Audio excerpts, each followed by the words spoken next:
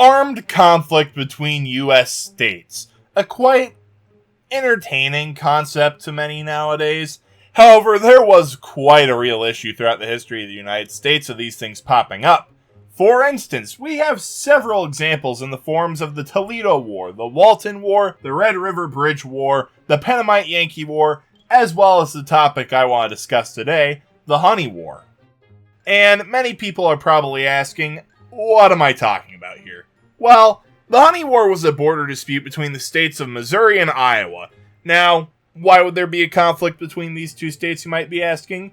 Well, I have two answers. First off, is no one likes fuzzy borders.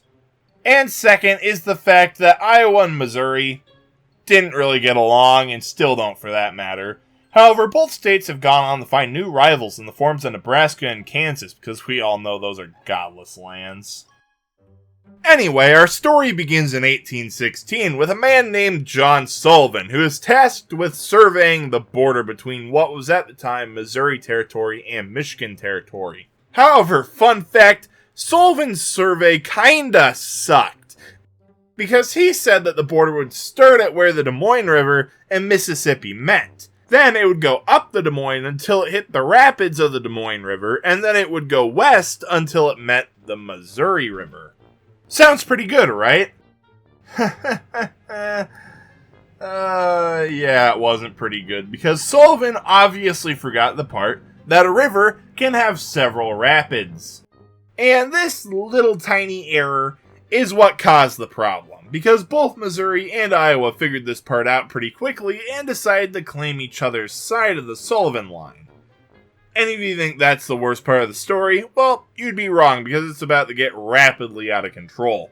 In order to better control their claimed territory, Missouri sent tax collectors to Keosauqua and surrounding towns, and it went pretty good.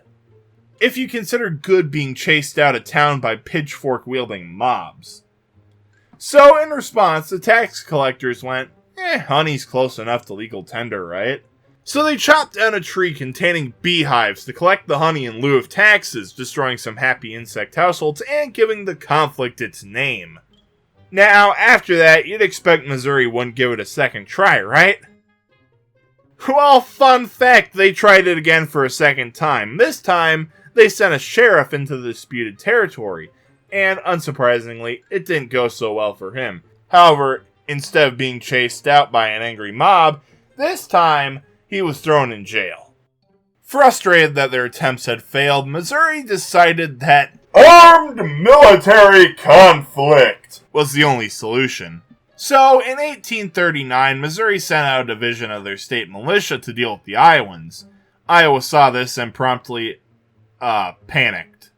For a little bit of context, Iowa Territory had only been formed a year previously, so they quickly threw together a ragtag militia comprised of farmers and...